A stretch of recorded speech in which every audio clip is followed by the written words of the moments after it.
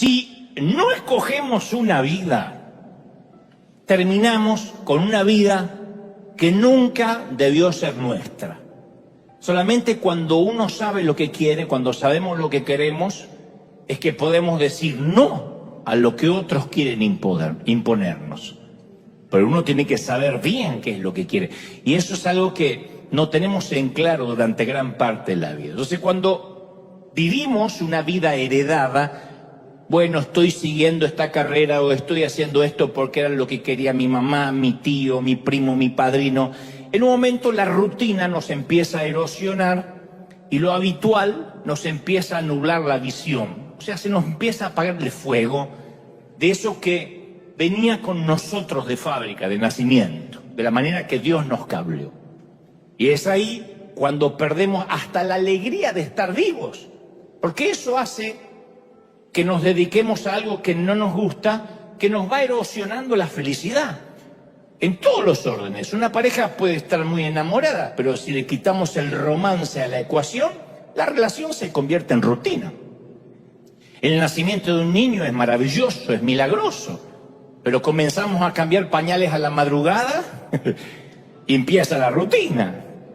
Muchos de nosotros nos alegramos el día que conseguimos un empleo, ¡por fin! Pero después empieza la rutina y vivimos anhelando que llegue el fin de semana. Conozco un montón de gente que se arrastra de lunes a viernes o de lunes a sábado esperando el domingo. Entonces, uno de los peligros más grandes a los cuales nos enfrentamos cuando en la vida aprendemos el cómo hacerlo y nos olvidamos el por qué lo estamos haciendo, en todos los órdenes.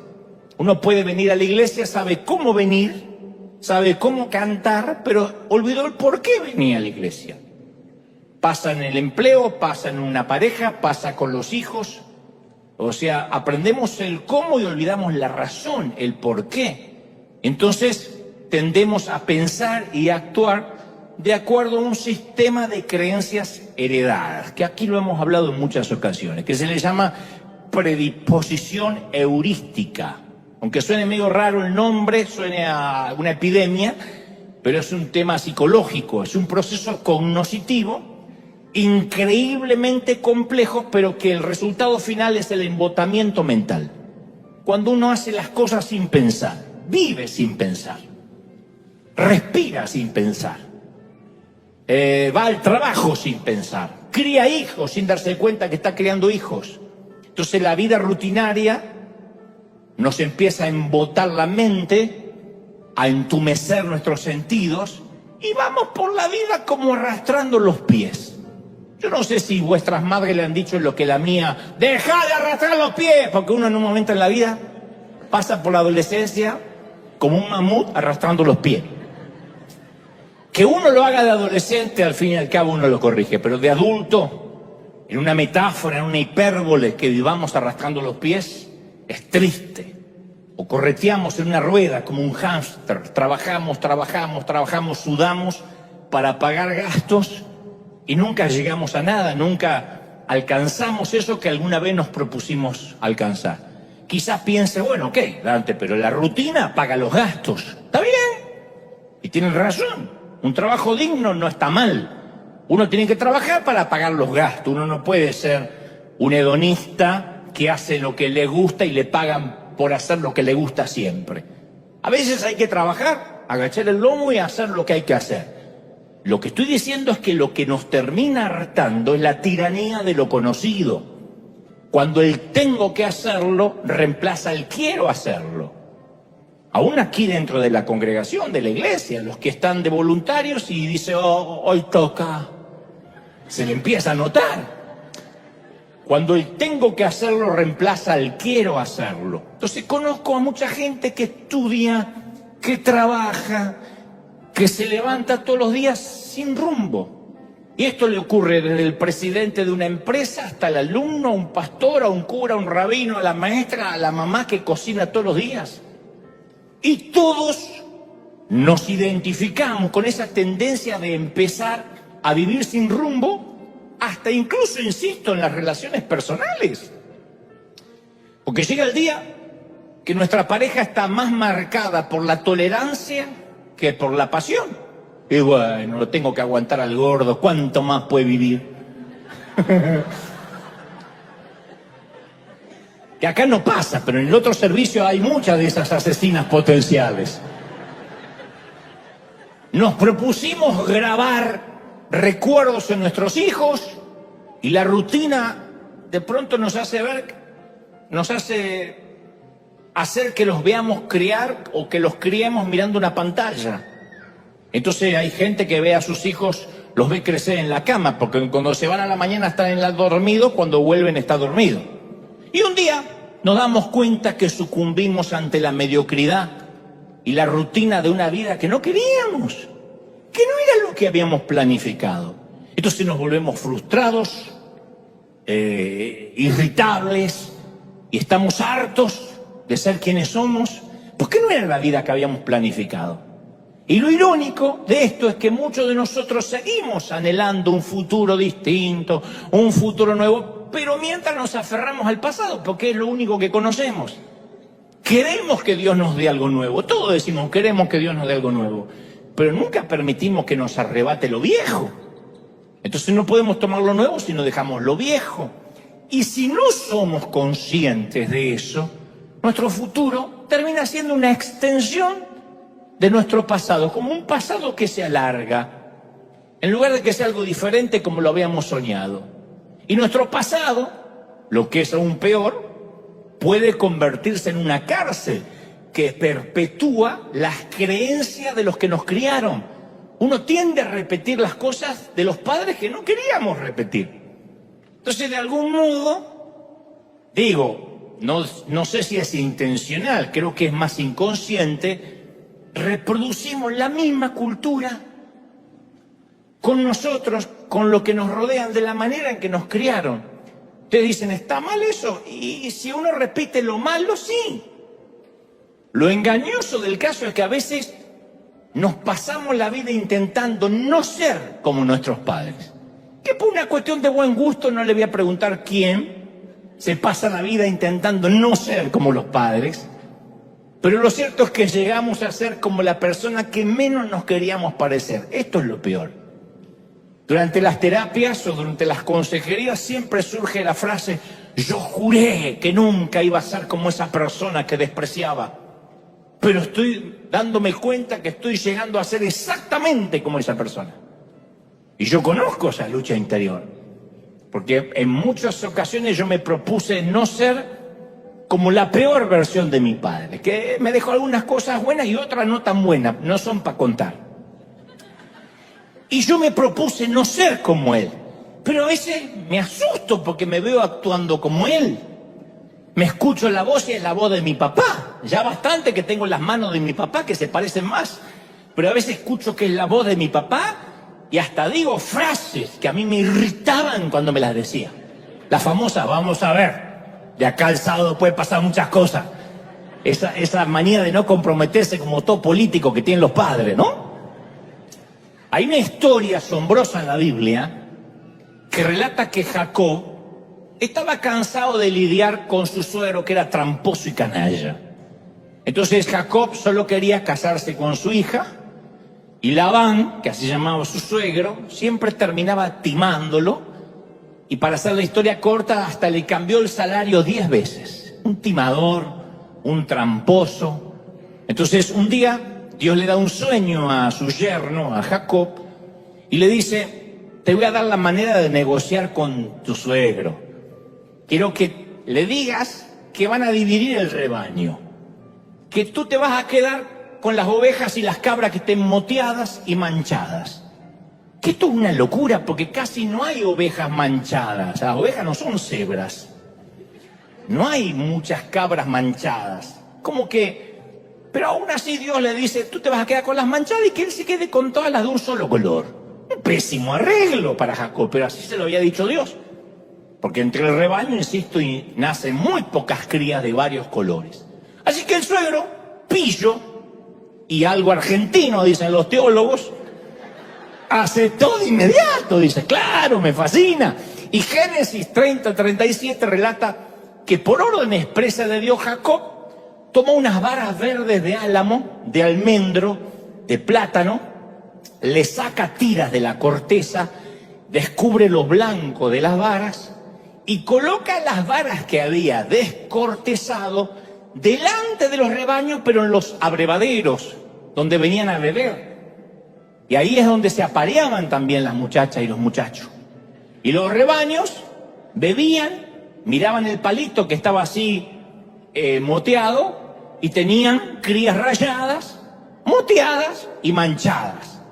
Yo estaba leyendo que algunos expertos afirman que Jacob, al quitar la corteza de las ramas, pudo haber expuesto alguna sustancia nutritiva del agua y eso hizo cambiar el color de los pelajes de las crías jóvenes al beber esa agua. Lo que sea, esto no es una lección de agricultura, es la manera que nosotros reproducimos nuestra manera de pensar o de actuar. El abrevadero es eso que siempre miramos como un referente, incluso a veces sin darnos cuenta. Proverbios 23:7 dice, porque cuál es su pensamiento en su corazón, así es él. Como uno piensa, es como uno actúa. No hay forma de ser diferente. Entonces a veces desperdiciamos un montón de energía intentando no ser alguien, no ser algo. Pero para no ser ese alguien o ese algo, incluso para poder evitarlo, tenemos que tenerlo enfrente nuestro. Uno dice, no quiero ser como mi madre. Para eso tienes que mirar a tu madre, para no imitarla. Entonces, si uno ve lo que no quiere ser, termina reproduciéndolo, igual que estas ovejitas y estas cabras. Esto explica por qué tanta gente que creció maltratado, de pronto de grande vuelve a maltratar a sus hijos, del mismo modo que sus padres usaron de él o de ella. No se preocupe que repita el patrón. Se prometieron nunca llegar a ser como sus padres y llegaron a ser exactamente como ellos. Me están mirando todos con ganas de suicidarse en masa y decir, a mí me está pasando, pero déjenme avanzar. Para empezar a sanarnos, tenemos que conocer cuál es el sistema de creencias que le damos sin querer. ¿Cuál es el sistema que viaja en nuestros genes, en nuestro entorno? Las investigaciones psicológicas afirman que el concepto que tenemos sobre nuestra vida es definido por un pequeño puñado de experiencias de nuestra infancia. Uno podría decir no, porque cuando llegamos a Dios todas las cosas son hechas nuevas, pero aún así los adultos de hoy somos los niños de ayer. Entonces el 99% de las experiencias se desvanecen en el abismo del subconsciente. Es mentira que uno dice, yo me acuerdo toda mi niñez, tu abuela. Uno se acuerda el 1%. Si no, no habría lugar, no habría los suficientes gigas en el cerebro para almacenar toda una infancia. Y ese 1% es lo que nos define. Y manejar esos recuerdos es determinante. Porque somos la suma de lo que hemos sido, de lo que hemos hecho y las personas que hemos conocido. Eso somos hoy. Entonces, ¿cuáles son nuestros primeros recuerdos? ¿Qué nos viene a la mente? ¿Cuáles son los sucesos buenos, malos que marcaron nuestros años en la escuela primaria, en la secundaria, en la universidad? Porque si sufriste bullying, que en ese entonces no se decía bullying, se decía hacete hombre, te marca, ¿no? En el caso de una dama, aguántatela, pero te van marcando. ¿Cuáles son los primeros recuerdos? Entonces, lo que nos va a sorprender es la forma que esos sucesos aparentemente insignificantes le dan forma a nuestro sistema operativo subconsciente. Hasta a la manera que vemos a Dios. La forma que fuimos creados, si no la sanamos, va a determinar hasta la forma que nos relacionamos con Dios. Y esos sucesos aparentemente superficiales determinan nuestra forma de ver la vida, de actuar. Entonces, la mayoría de las relaciones que nos drenan vienen a ser como una pierna con gangrena, que si uno no la amputa, la infección se extiende por todo el cuerpo hasta que se ennegrece el corazón. Y la gente que no tiene el valor de cortar aquello que sirvió para el pasado, al final termina perdiendo mucho más. Ustedes dicen, pero esto, ¿dónde me deja como cristiano con amor? No, uno sigue amando, eso no cambia. Yo estoy hablando de las relaciones que están arraigadas a experiencias pasadas, pero que no tienen futuro en común. A todo el mundo tenemos seguramente en casa un par de zapatos viejos que son comodísimos. Ay, estos zapatos, eso donde los dedos entran ahí, especialmente después que los tienes dentro de un taco, que dice liberen a Willy y los dedos salen ¡pum!, así buscando la libertad. Y uno se pone esos zapatos, pero tienen olor, y el olor a pata lo sienten todo menos el dueño.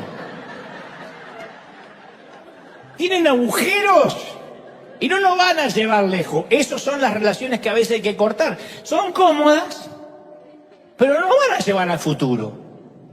Yo estando en Argentina construí muchas amistades que en su momento pensé que iban a ser para toda la vida. Como cuando uno va a la escuela primaria y tiene esos amigos de 12 años que dicen, nos vamos a ver hasta que seamos grandes. Y después uno no se vuelve a ver más. Cuando ya uno es más grande elige la amistad, ya no por coincidir en el mismo aula o en el mismo salón, sino por elección. Pero me di cuenta que nuestras vidas fluctúan por temporadas y las amistades siguen el mismo patrón. Entonces, sea cual sea la razón, eso redefine la dinámica de la amistad e incluso del parentesco. Hay parientes con los que uno estuvo muy cercano y después la vida, Dios, nos va alejando. Y no deberíamos sorprendernos si por una razón u otra la vida remodela el terreno de tanto en tanto. No es culpa de nadie. Las cosas cambian. Nadie es el mismo después de 20 años. ¿O sí? Si alguien cree que es el mismo, mírese al espejo, desnudo y con la puerta cerrada. No somos quienes fuimos, somos otros. Yo no soy el mismo cuando tenía 30, ni cuando tenía 20, ni pensaba como pienso ahora. No somos los mismos, somos otros. Y como dijo el sabio Salomón en Eclesiastés 3, todo en esta vida tiene un tiempo, una temporada, incluyendo la amistad. Entonces, por razones obvias, no podemos forzar amistades para toda la vida. ¿Por qué? Porque se forjan en las trincheras del diario. Por definición, toman toda la vida para que una amistad se desarrolle toda una vida. Pero no todos vamos a conservar los amigos de siempre. Entonces, por nuestra salud mental tenemos que decir, a ver, no vamos a llegar toda la jubilación juntos, a la mecedora, a compartir los dientes en el mismo vaso. Me voy a cambiar el pañal, me cambias el mío ya que va, no va a pasar eso. Puede que nos jubilemos con un grupo totalmente diferente a los amigos que tenemos ahora. Ahora, muchos venimos del mismo entorno, incluso crecimos en el mismo hogar, ¿o no? Y terminamos en lugares diferentes completamente en la vida. ¿Hay alguien acá que no se parece a su hermano o a su hermana? Bueno, vinieron los parecidos de Suiza todos. ¿Hay alguien que dice, yo no me parezco a mi familia? Una valiente, por fin. La familia no te está viendo, tranquila. Viste que a veces uno dice, no me parezco a mi hermana. Pero parece que yo fui adoptado y hasta uno empieza... Después uno se ve la misma nariz, la misma... Y uno dice, no soy adoptado. Pero a veces uno dice, ¿por qué soy tan distinto a mi familia? Y más cuando uno conoce a Dios y te van cambiando los valores y los principios, que uno dice, qué diferente. Y uno ya está en la mesa navideña o en la mesa de Nochebuena y ya no hay temas en común, uno ya no se ríe de los mismos chistes. Aún aquel que dice, yo nunca cambié como algunos, los que se dan de intransigente, todos cambiamos. Pero mucha gente valora nuestro presente con la perspectiva que tenían de nuestro pasado. Recordemos que Jesús no pudo hacer milagros en su ciudad porque la gente dice, si este es el hijo del carpintero. Conocemos a su familia, ¿qué se viene a hacer el Mesías? ¿Qué impidió sus milagros? No su ubicación geográfica, fue la visión limitada de los que se fijaban más en su pasado que en su presente. Y algunos de nosotros tenemos gente que nos dice, yo te conocí cuando no eras nadie, ¿no? Yo te conocí cuando eras un muerto de hambre. A mí me dicen siempre, yo conocí a Dante cuando tenía un Renault 18 fundido y un traje brilloso de tanto planchar. Perdón por no conservar el saco brilloso en un museo y por haber cambiado el auto fundido, perdón. Mientras más fuerte sea la emoción, más fuerte y duradero es el recuerdo. Entonces casi todos nuestros recuerdos a largo plazo están asociados con emociones muy intensas, positivas o negativas. De allí la famosa frase poética, uno se olvida lo que te dijeron, pero nunca cómo te hicieron sentir. ¡Oh! Me vine Neruda hoy, ¿eh? Porque así Dios nos estructuró. Uno dice, voy arriba, pero es por más como me siento que lo que me dicen. O las canciones, como Dios me hace sentir. Eso es lo que uno nos marca, lo que sentimos. Entonces el 99% de nuestras experiencias del pasado se olvidan con rapidez porque no las sentimos. ¿Por qué nos olvidamos gran parte de la infancia? Porque no las sentimos, porque estábamos ocupados viviendo. Por eso es muy sanador la mayordomía, la manera que manejamos nuestros recuerdos. Y a veces uno tiene que ser consciente y desfragmentar algunos recuerdos. En lugar de mantener un registro de agravio, de ofensa, hay ciertos recuerdos que no conviene tenerlos, por mucho que los hayas sentido negativamente. No conviene que ocupen lugar, porque van a ocupar el lugar de otras cosas. Entonces tenemos una tendencia natural a recordar lo que deberíamos olvidar y a olvidar lo que deberíamos recordar. Y vamos a ver que a medida que envejecemos, en tu caso, yo todavía no llegué, pero a medida que estás envejeciendo, uno ya no recuerda cosas, uno tiene el recuerdo del recuerdo. Uno va a empezar a recordar cosas que en realidad nunca sucedieron así. Los recuerdos no son objetivos. A medida que uno envejece, los recuerdos son muy subjetivos. Y tenemos la tendencia de añadirle romanticismo, dramatismo catastrófico a nuestro pasado. Me acuerdo una vez que estaba en el Titanic. ¿Vos estuviste en el Titanic, abuelo? ¿Cuándo? No te dan ni los números. Mi abuelo me contaba una historia que yo llegué a pensar que era el padre de Rambo. Me contaba unas historias. Cuando estuve en la guerra, agarré mi fusil. Salía la vieja y decía, callate viejo, que no fuiste ni siquiera al servicio militar. Y él se enojaba porque no se sentía un mentiroso. De tanto contarlo, él se había estado en la guerra. Y dice, ¿qué es esta cicatriz? ¿Qué es esta cicatriz? La operación de la vesícula, decía la vieja.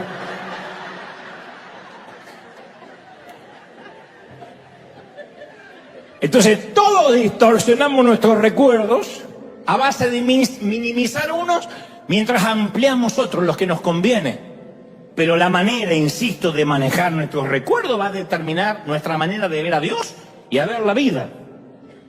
Y hay quienes se les hace muy difícil borrar los malos recuerdos y eliminar la basura mental. Pero la gente nos juzga basado en lo que fuimos y no en lo que somos. Y mucho menos lo que podemos llegar a ser de la mano de Dios. Mucho menos. Entonces nos juzga por lo que nos conocen. Y esas relaciones nos mantienen aferrados a Tijuana. Y parte del lastre que resistimos de dejar y que nos llevamos al viaje de la vida, también es esa gente que ven dónde estás ahora, pero no se acuerdan todo lo que tuvieron, no saben lo que tuviste que hacer para estar donde estás ahora, o no tienen ni idea de tus procesos, de tus batallas.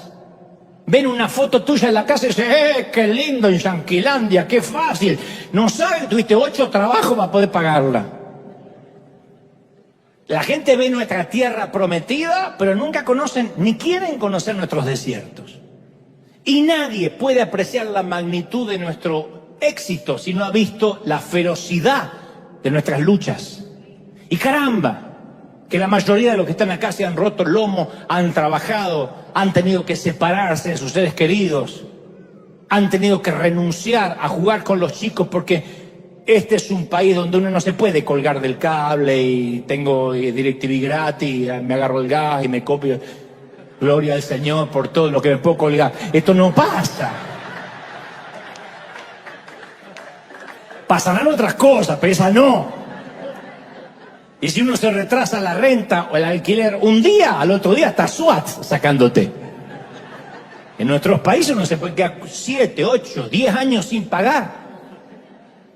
Porque simplemente no contestamos la puerta. Acá viene SWAT y se sacan inmediatamente o comenzaremos a disparar en la cabeza y uno tiene que ir. Pero te ven y dicen, ¡ay, qué fácil! A mí me dicen siempre, ¡qué fácil Dante que puede hacer muchas cosas! Pero claro, tiene los recursos.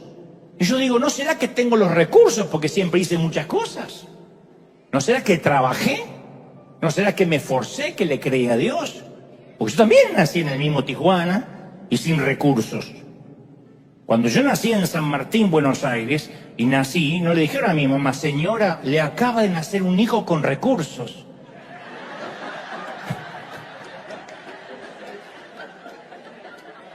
Ni nací en el Palacio de Buckingham.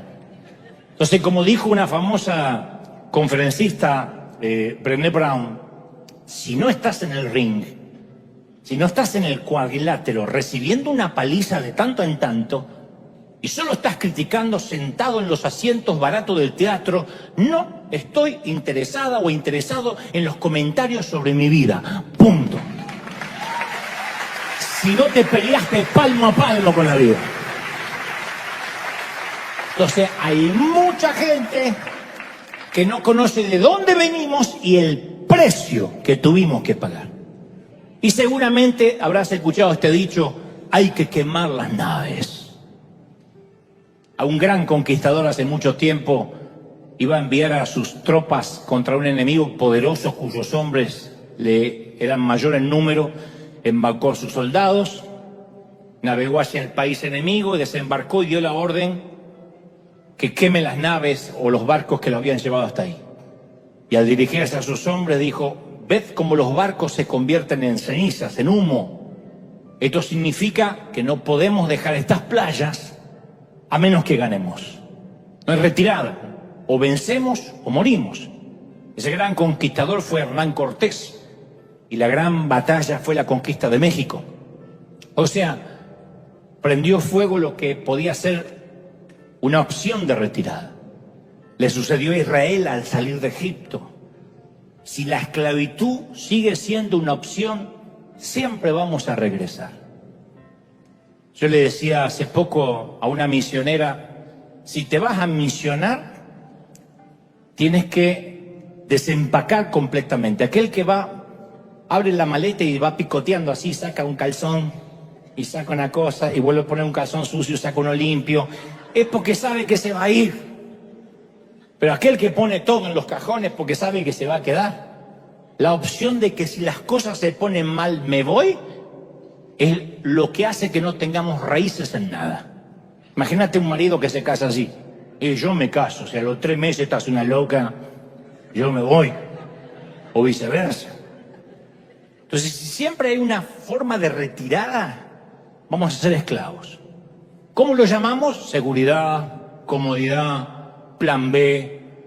Pero yo lo llamo el viejo Tijuana. Kansas. Israel tuvo 370 años atado a la esclavitud. Grandes en cuerpo, débiles en espíritu para resistir. Lo más difícil es dejar las creencias.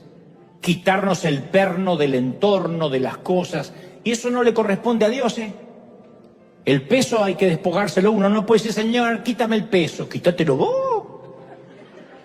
Sácame de las redes sociales. Sácala vos las redes, lo saca Dios. Que se mueran los chinos que crearon el TikTok. No, hay que sacar TikTok del celular. Son los grilletes que nos distraen y nos impiden salir de los límites de Egipto. Israel tenía un comisario de tributos. El objetivo no era hacerlos trabajar, sino destruir sus espíritus. Querían doblegar a toda una raza para que generación tras generación sirvieran a sus captores. Como dijo el Pacino, interpretando al coronel Slade en la famosa película del 92, Perfume de Mujer. Él dijo, en la guerra tuve muchos muchachos y los vi amputados de uno y hasta dos de sus brazos. No hay nada tan cruel como un espíritu amputado, porque no hay prótesis para eso. No hay prótesis para un espíritu amputado. Por mucho que vayas tras el sueño americano, por mucho que te vayas a los Estados Unidos, a Europa, con un espíritu amputado vas a ser un esclavo donde vayas. A menos que uno corte con el pasado definitivamente, queme las naves. ¿Qué nos impide dejar Egipto? Hebreos dice, despojémonos del peso que estorba. Entonces, insisto, quitar el pecado es más sencillo, uno se arrepiente y ya. Pero el peso, para el peso hace falta valentía. Más cuando hoy en día es una ofensa salirse de un grupo de WhatsApp. ¿Por qué se salió del grupo de WhatsApp de las madres? Porque estaba harto de las madres que comentan el gasecito del Matías. Pero no entiendo, hicimos algo, perdón, hicimos algo y te empiezan a llamar porque te saliste del grupo de WhatsApp. Hay gente que podría orar, tengo que salir del grupo de WhatsApp de mi familia, no sé cómo, y salí. Entonces, cuando Israel fue libre, tuvo nostalgia por los sabores gastronómicos de Egipto. Ellos salieron de Tijuana, pero nunca se sacaron Tijuana de adentro. Nunca se sacaron a Argentina de adentro, aunque salieron de Argentina. Y Números 11:5 dice, ¿cómo echamos de menos lo que comíamos en Egipto? Comíamos pepinos, melones, cebolla, ajo. No importa que eran esclavos, ellos extrañaban lo que comían como esclavos. Entonces hay aromas que a veces regresan y nos dan nostalgia de tener eso que ya no va a ser. Y los aromas están conectados con la memoria emocional o no. Y ese ajo y cebolla para los esclavos nunca fue gratis. Es como internet, como la red. Si algo en internet es gratis, es mentira, es porque tú eres el producto. La comida de Egipto era gratuita, pero para mantenerlos fuertes para la esclavitud. Entonces es hora de quemar las naves, mi amiga, mi amigo. En cierta ocasión Jesús dijo, nadie que mire atrás después de poner la mano y los ojos en el arado es digno del reino de Dios. Hay que prender fuego el pasado, no hay opciones. Si queremos un buen futuro necesitamos un pasado en llamas. Y eso es lo que llamo un incendio intencional. Es decir, hay cosas que están buenas y otras que no están buenas. El pasado es lo que hemos hecho, donde hemos estado, quiénes somos. Y cada día tenemos que escoger entre vivir en ese pasado o crear un futuro. Nos vamos a tener que acostumbrar a las pastillas para la garganta de este lado de la frontera. Al dulce de leche de estas vacas. Ahora, no es un camino fácil, porque uno se aferra a lo conocido, se aferra a lo que tiene, y a veces ahí, insisto, hacemos una extensión del pasado. Y en algún punto de nuestras vidas tenemos que poner en un altar todo lo que conocemos con la promesa de un futuro que no conocemos, pero esa es la vida. Eso es casarse. No podemos decir, yo me voy a casar, pero si la cosa sale mal me voy con mamá. Yo sé que algunos lo hacen, pero eso no es casarse. Hay que quemar a la vieja, hay que quemar lo viejo. Dicho esto, yo no te voy a mentir. Hay dolores de la infancia que nunca se van. Si algún predicador te dice por ahí, no, todos los dolores se van, es un timador. Se alivian.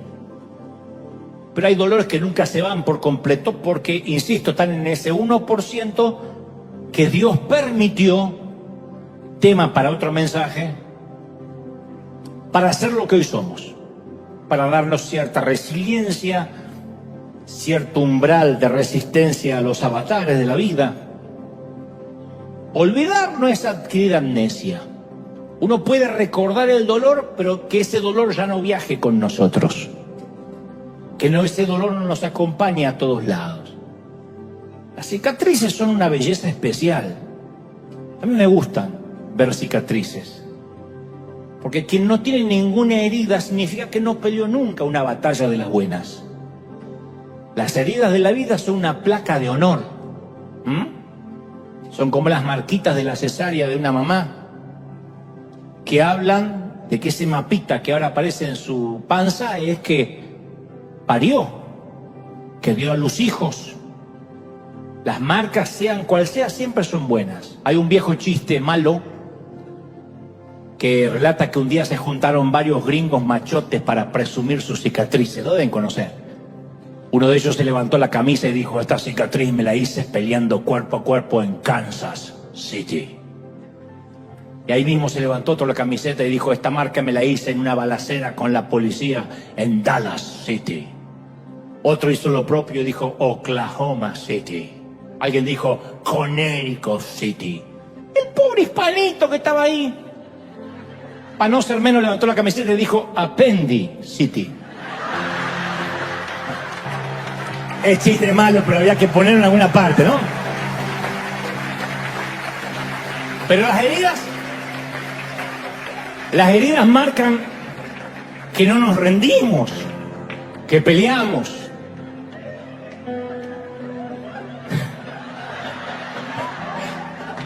No era el momento, lo sé. Lo que trato de decir es que una vez que sacamos el aguijón, la sanidad es inevitable. Entonces no tenemos que pasarnos la vida tratando de no parecernos a alguien, de no repetir el patrón de los padres, sino más bien podemos dejar que Dios redima nuestro pasado y haga algo con esas cenizas. Hace más de 100 años, unos pescadores estaban cenando al lado del mar de Escocia, intercambiando anécdotas de pesca. Uno de ellos hace un gesto así con la mano para describir el tamaño de un pez que se había perdido, y su brazo cayó sobre la charola, sobre la bandeja que la criada traía, la cafetera y el café, y salió volando el café y pegó contra la pared y dejó una mancha indefinida de color marrón. Y el dueño de la posada se lamentó y dijo: hoy voy a tener que volver a pintar toda la pared. Tal vez no, dijo un extraño. Permítame trabajar en la pared. Como no tenía nada que perder, el propietario aceptó la oferta singular. El hombre sacó lápices, pinceles, óleos en su maletín de artista, trazó unas líneas alrededor de las manchas, aplicó sombras, colores en la salpicadura de café y empezó a surgir una imagen definida. Dibujó un ciervo con una cornamenta formidable y el hombre puso su firma en la parte de abajo, pagó y se fue. Era Sir Edwin Spencer, un famoso pintor inglés, conocido por sus pinturas sobre vida silvestre, sobre animales. Y en sus manos, un error se convirtió en una obra maestra. Entonces las manos de Dios hacen lo mismo con nuestra infancia. Él viene y pinta encima de los borrones dislocados de nuestra infancia y hace una obra de arte. Dice: este Dante que tiene síndrome de Asperger y es tímido, y mirá los padres que tiene, uy, los hermanos que le tocó, y el abuelo que está loco que cree que estuvo en la guerra, y es más pobre que una rata, y no tiene posibilidad de ir a la universidad, lo mandaron de técnico electrónico, y con esta mancha Dios dice: no voy a dejar que determine su identidad el entorno, no voy a dejar que eso lo defina. A mí lo que me define no es el día que me estrellaron contra la pared, es el día en que Dios hizo una obra de arte con mi mancha, con mis cenizas. Y el mal manejo, insisto, de los recuerdos puede ser tan debilitador como una minusvalía mental. Porque la gente que vive atascada, un pésimo recuerdo, no puede recibir lo que Dios le da, no puede ir a futuro. Yo una vez te conté que El Mago de Oz fue una película estrenada en 1939, que seguramente trabajó ahí mi abuelo, que sigue siendo un clásico del cine mundial, que básicamente es la historia de Dorothy, una niña que vivía en una finca en Kansas, interpretada por una gran actriz, Judy Garland, y que a raíz de un tornado acaba en un mundo extraño e imaginario. Esa es la novela llevada al cine. Y de ahí se acuñó una frase célebre del cine que Dorothy le dice a su perro Toto cuando llega al mundo de Oz. Le dice: me parece que ya no estamos en Kansas. Esa frase se utiliza para cuando cambia nuestro entorno habitual, cuando cambian los rostros conocidos, cuando cambia la forma rutinaria de vivir, cuando cruzamos la frontera para venir a vivir a este país, los que somos inmigrantes. Pero se utilizan los negocios, en la política, en cualquier ámbito que sea diferente al Kansas del cual crecimos. A efecto de contemporizar la frase, podríamos decir, ya no estamos en Chiapas, ya no estamos en El Salvador, ya no estamos en Buenos Aires, ya no estamos en Tijuana, por ejemplo. Yo voto por la frase, a partir de ahora, ya no estamos en Tijuana. Yo sé que no nacieron en Tijuana, todos, pero por lo general nos atrae lo que conocemos. Así que yo voto por decir, para que no sea tan gringa la frase, ya no estamos en Tijuana. El día que ustedes predican, pongan Buenos Aires o el ejemplo que quieran. Ahora, existen los barrios para chinos, para hispanos, para gente de color, para gente pobre, para gente rica. Hasta un famoso predicador americano allá en los 80 intentó hacer un barrio privado solo para cristianos. Porque lo seguro, como dije una vez, lo limitado nos hace sentir tranquilos. Es una aldea controlada por lo que conocemos. Y la mente estrecha nos dice que no hay más nada allá, más allá de la jurisdicción de Tijuana, que no hay más nada allá de Buenos Aires.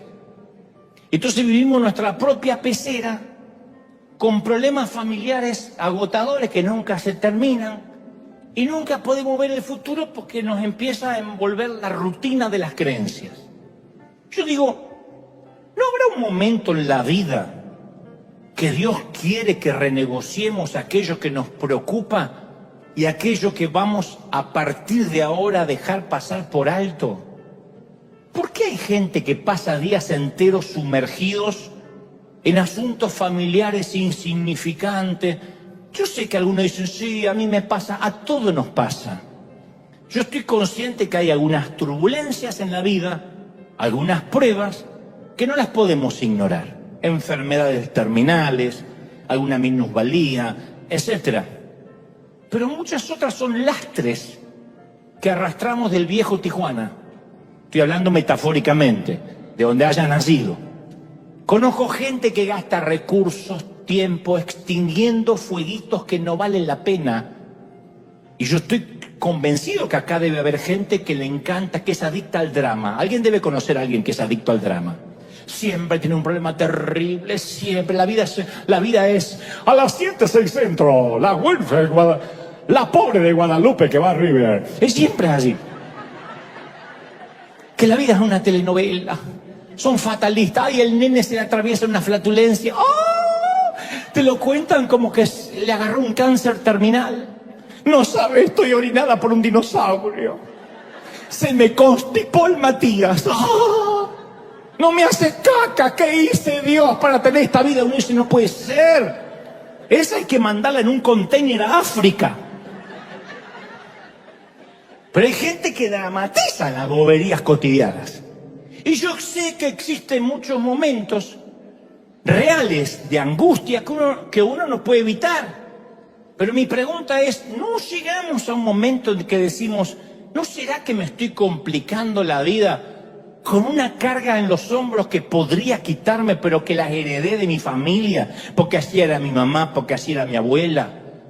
El escritor de los Hebreos, capítulo 12, versículo 1, dice, por tanto, despojémonos de todo peso y del pecado que nos asedia y corramos con paciencia la carrera que tenemos por delante. El domingo pasado yo hablaba del pecado.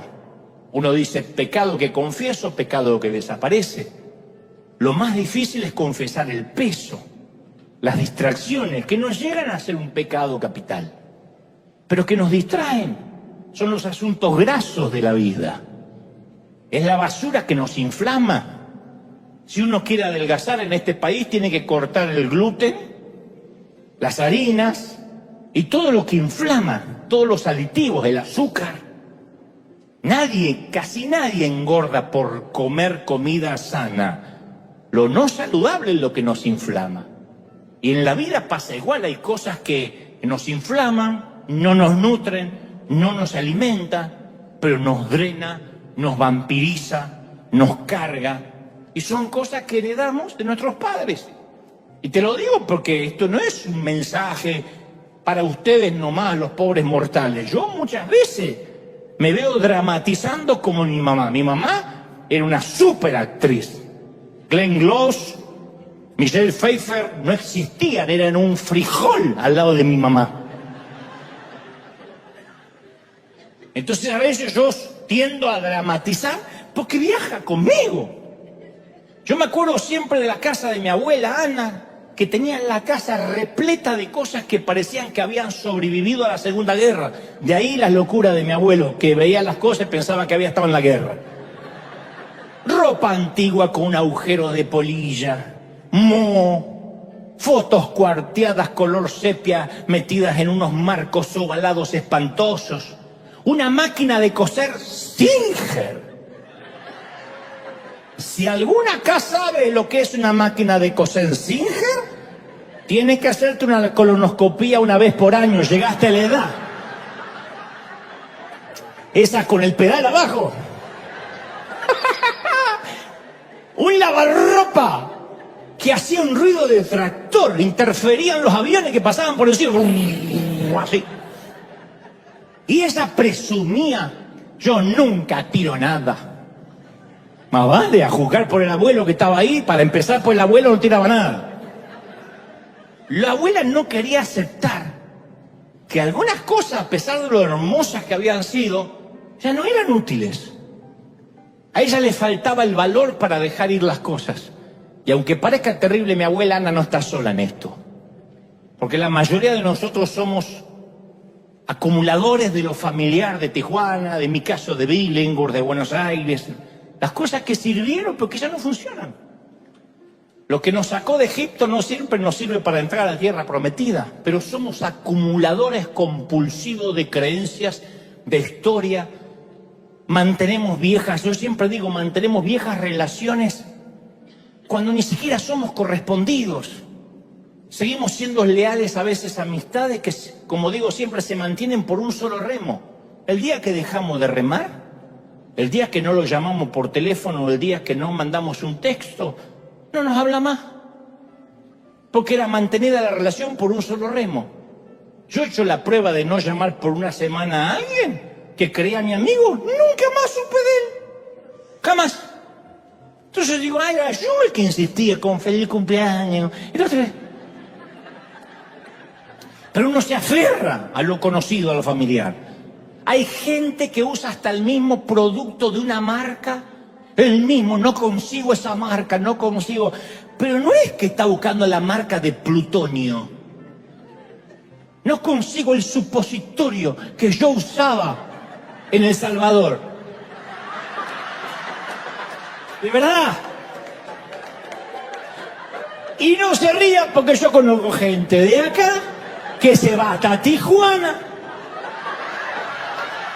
4 horas de fila, ida y vuelta, para comprar unos caramelos para la garganta que los gringos no saben hacer. ¡De verdad!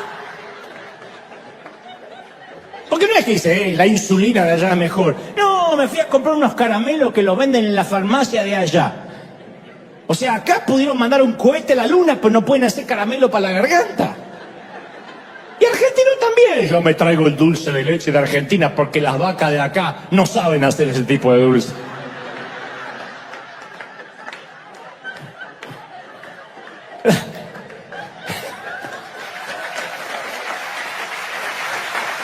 La vida está llena de rutinas, de ritos. Entonces no se puede recoger nada nuevo con las manos llenas. Hay que tomar decisiones y soltar. Yo hace poco entrevisté acá mismo a un conductor de televisión que me contaba que sufrió durante meses una contractura muscular gravísima. Estaba completamente duro, no podía ni dar vuelta el cuello y se recorrió todos los médicos, tomó un montón de medicamentos y nada hizo efecto hasta que fue a dar con un viejo quiropráctico que tomó un bolígrafo y le dijo, mire, yo le voy a recetar algo para que usted tome de inmediato. Toma un bolígrafo así. Y dice, mire que tomé todo. No. Esto cuando usted se lo toma, ¡pac! Agarra el recetario y dice, usted va a tomar decisiones.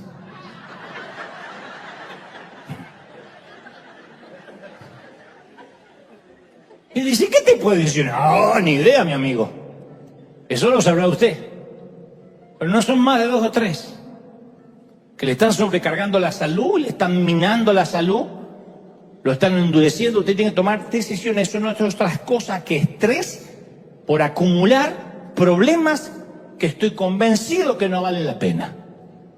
Entonces hay un momento donde tiene que hacer un ejercicio de elecciones y prioridades. Eso es tener sabiduría o envejecer con dignidad. Prioridades. Lo que cambian son las prioridades. Los gustos no cambian, cambian las prioridades. Entonces hay que hacer espacio para algunos problemas que merecen nuestra atención y otros que son un lastre innecesario.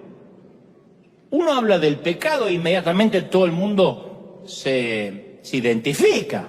Uy, la lujuria, la envidia, los celos. Ahora uno habla del lastre y dice, bueno, el peso, ¿qué es el peso? Y el peso es todo lo que distrae. Los aviones no vuelan sin comprobar el peso de su carga. Porque si no vuelan demasiado alto, gastan más gasolina. Entonces, cuanto más alto uno decida volar, menos peso podemos transportar. Y esto equivale para la vida. Uno de los principios de la sabiduría es elegir qué batalla vamos a pelear y qué definitivamente va a volar fuera de nuestro radar. En esto no me voy a meter. Hay problemas que no nos competen y sin embargo es como que hay gente que se levanta a la mañana y dice, no tengo problema, ¿dónde puedo conseguir uno? Y van y buscan.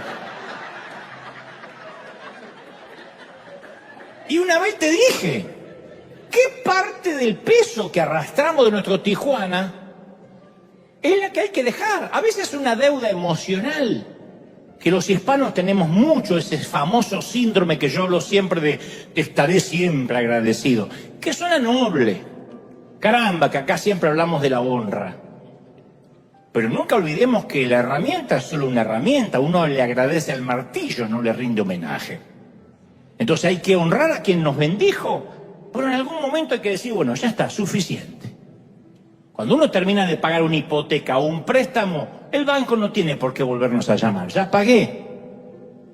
Y hasta algunos nos hacen sentir hasta la obligación moral que si nos va bien lo tenemos que repartir con ellos. Si te va tan bien, ¿por qué no dejas algo? Porque trabajé, me partí el lomo. Porque Dios me bendijo, porque soy un dador, etcétera.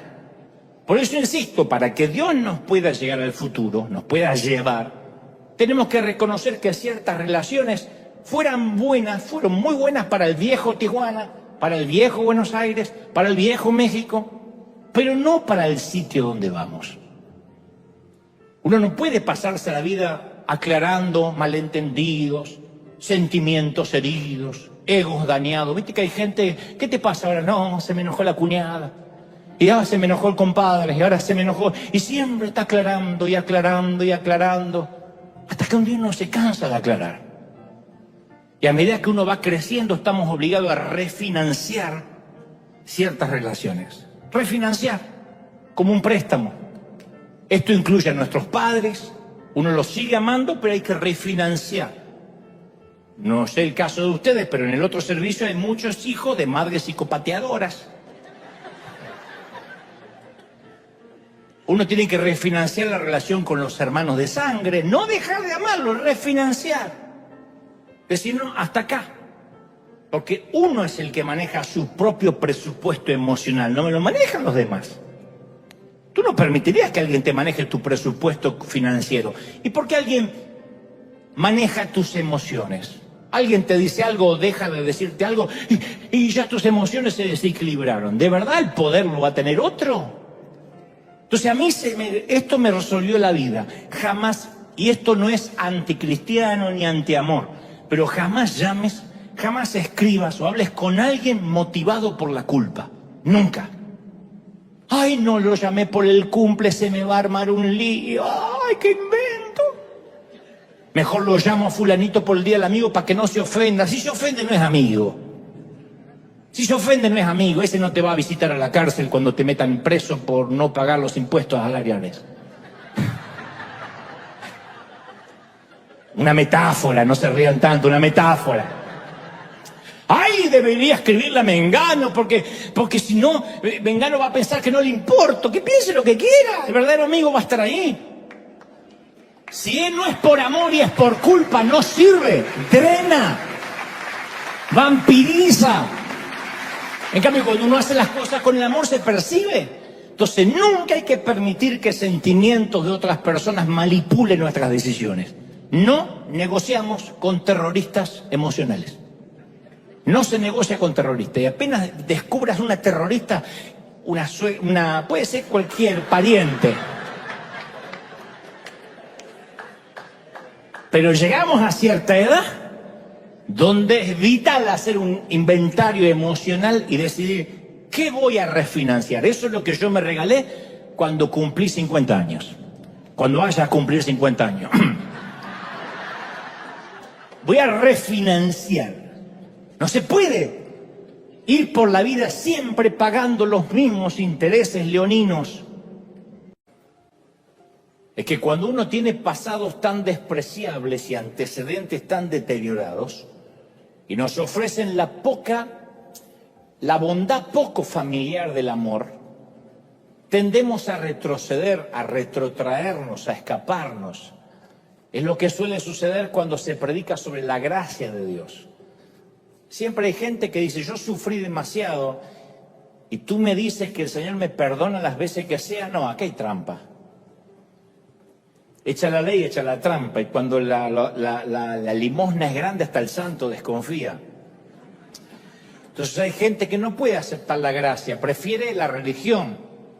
Acepta mucho más, razona mucho más. Bueno, cometí este pecado, una caminata hasta la Virgen o de rodillas hasta no sé dónde, o si está en una iglesia protestante le dice a sentarse en el banco hasta que dé frutos.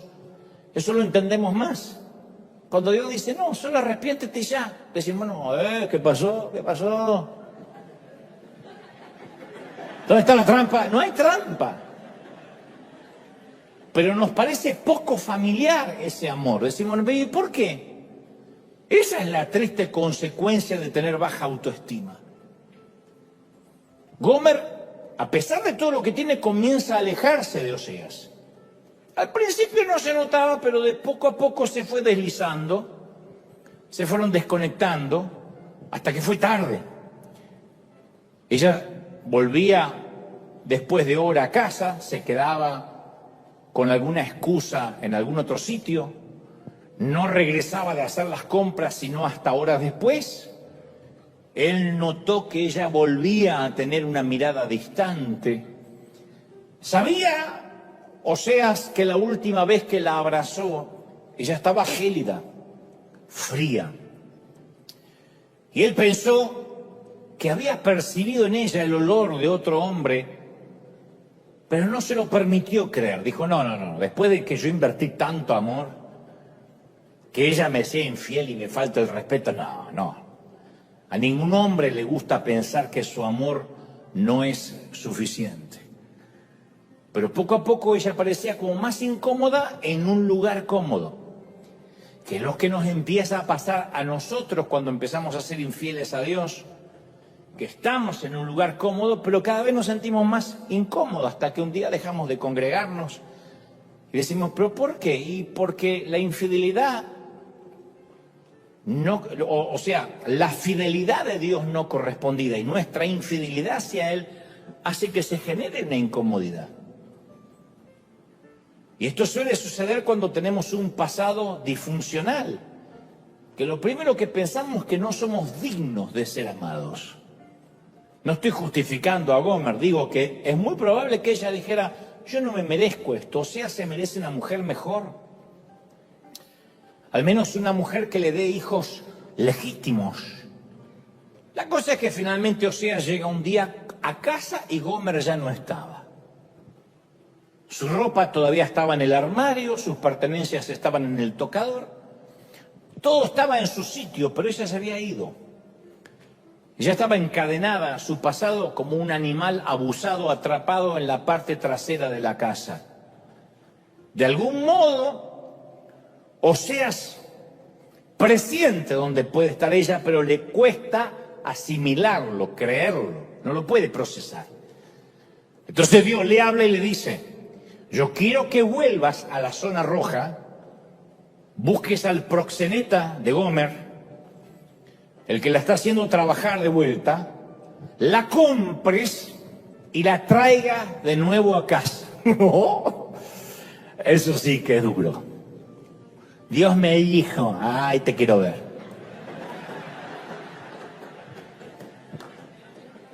O sea, dice, pero a ver, ella ya barrió el piso con mi corazón. Y Señor, para serte sincero, si ella rompe mi corazón por segunda vez, yo no lo voy a tolerar. Y Dios le dice: bien, ahora sabes cómo yo me siento. Yo le dije 1000 veces a mi pueblo: yo voy a ser tu Dios, te amaré, cuidaré de ti, te alimentaré, voy a estar siempre cerca tuyo, te haré fuerte. Y siempre me pagas con infidelidad. Apenas puedes te vas tras dioses paganos. Apenas puedes, el sueño americano, el dinero, el crédito es más importante que yo, o las maratones de Netflix. Oseas, le dice Dios, tú tienes el corazón destrozado porque alguien a quien tú amabas sin que se lo merezca no cumplió sus compromisos para contigo. Y te duele más porque ella era alguien que no se merecía lo que le diste. No es que la fuiste a buscar a Harvard, la fuiste a buscar a un prostíbulo. Se supone que debería agradecerte todos los días de su vida, no mandarse a mudar, ¿no es cierto? Violó tu confianza, ok. Violó tu confianza, o sea, ¿sí o no? Sí. Ok. Yo, dice Dios, he recibido millones de esos golpes arteros y taimados de parte de mis hijos. No se merecían que yo los amara. Sin embargo, apenas pueden, me traicionan. Mi corazón está acribillado con las balas de la infidelidad. Y aquí otra vez todos nos volvemos a parecer a Gomer. Nos sentamos en la iglesia y decimos: Señor, yo voy a dejar ese pecado. Voy a dar el paso que has estado esperando que dé, por fin. Te prometo que lo voy a hacer. Y hacemos promesas y Dios nos toca y decimos nunca más y a partir de ahora, etcétera. Luego el tiempo pasa, semanas o meses más tarde, nos damos cuenta de que no hemos dejado de hacer lo que dijimos que no haríamos y no hemos empezado a hacer lo que prometimos que haríamos. Y siempre estamos como aquellos que dicen: el lunes empiezo la dieta, la semana que viene comienzo a hacer ejercicio, el año que viene voy a consagrarme a Dios. Sí. No, el mes que viene, no, tal vez a fin de año. Yo cuando leo la historia de Oseas me doy cuenta de que mi desobediencia deja a Dios sin respiración, le quita el oxígeno. Él sufre profundamente por cada una de nuestras infidelidades. Nos enoja, no es que nos quiere fulminar porque nos ama, pero la sufre como se sufre cualquier infidelidad, especialmente cuando has sido fiel y no eres correspondido. Oseas sale de su casa, se dirige otra vez a la zona roja. Qué ridículo, ¿no? Que este profeta baje a un nivel más profundo de lo que ya bajó, que tome una linterna y corra en la noche buscando a su esposa. No se lo merece este hombre. ¿Cómo va a explicarle a sus amigos que su amor no fue suficiente para mantenerla en casa? Porque todo el mundo va a pensar: ¿qué no le diste? ¿Qué le faltó? Un hombre no debería, a priori, tener que preguntarle a sus amigos acerca del paradero de su esposa. Así que es muy fácil imaginar a alguien diciéndole: yo te lo dije. U otro aconsejándole: Oseas, olvídala. Mi viejo, olvídala. De todos modos, es lo mejor. Ya está, ya cumpliste con Dios, te la quitaste de encima. Ahora sí, búscate una mujer a tu altura, como tú te lo mereces, eres trabajador, amas a Dios, eres íntegro. Pero hay algo en el amor que no olvida. Así que él corre de calle en calle, su voz se eleva, grita en la noche, es el sonido de la desesperación. Jesús dijo una vez que nuestro Dios es como un pastor que no puede dejar de buscar una oveja, aunque uno pensaría que ya está satisfecho con las 99 que tiene en el corral. Por eso digo que esta también es nuestra historia, y esto es otro de los pecados en común que tenemos con Gomer. Yo me suelo esconder, tú te sueles esconder, eso hacemos. A veces nos escondemos de otras personas, a veces nos escondemos de Dios. En mi caso yo me escondo de la verdad y en cierto sentido me estoy escondiendo de mí mismo. Porque el estar roto y el esconderse suelen ser inseparables, son los gemelos siameses del alma caída. Hay un famoso actor que todo el mundo conoce, ustedes también, pero no procede que diga quién, que me dice: yo me hice un actor famoso y he hecho novelas que han dado la vuelta al mundo porque soy un alma rota. Y le dije: ¿qué tiene que ver que estés roto con el histrionismo de la actuación? Y me dice: es que las almas rotas tenemos que escondernos. ¿Y qué mejor escondite que detrás de un personaje? Así que cuando me dicen que haga un personaje, yo detrás de ese personaje ya no soy yo.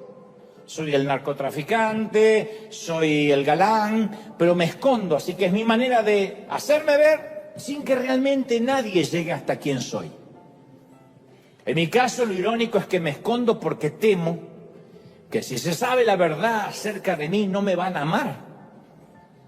Esa es la razón por la cual nos escondemos. Pero lo que está escondido no puede amarse. Solo se me puede amar en la medida que se me conozca. Lo demás es un impacto. De lejos uno puede impactar, de cerca uno afecta. Y para afectar uno tiene que dejarse ver. Y cuando uno se deja ver, ¿es amado o no? Pero lo cierto es que solo se puede amar por completo si se conoce a alguien por completo. Entonces, cuando yo escondo cosas de mí, estoy tratando de convencer a la humanidad que yo soy mejor de lo que soy. Por eso la autenticidad escasea tanto. Por eso no hay políticos auténticos, pastores auténticos, curas auténticos, rabinos auténticos, artistas auténticos. La autenticidad escasea. Porque si somos buenos escondiendo, tal vez nos salgamos con la nuestra. Entonces la otra persona me puede expresar amor, pero siempre yo voy a escuchar una voz dentro de mí que dice: si supiera la verdad acerca de mí, si pudiera mirar los lugares escondidos de mi alma, no me amaría. Entonces lo que hacemos, lo más sencillo, es generar un avatar, una versión edulcorada de nosotros. Y como si fueran los filtros de Instagram, vamos por la vida con filtros. Es como la mujer que se viste todos los días con fajas, rellenos en el busto, vestidos apretados, rellenos en los glúteos, medias que ocultan la celulitis, cantidades industriales de maquillaje. Yo te puedo asegurar que es una mujer que coqueteará mucho, pero nunca va a intimar con nadie.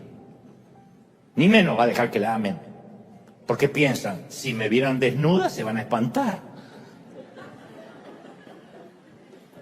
Pero entonces cuando pasa eso, aman a la persona que creen que eres. No aman al verdadero yo, porque en realidad no te conocen. Aman todo lo que rodea, el envoltorio, el packaging.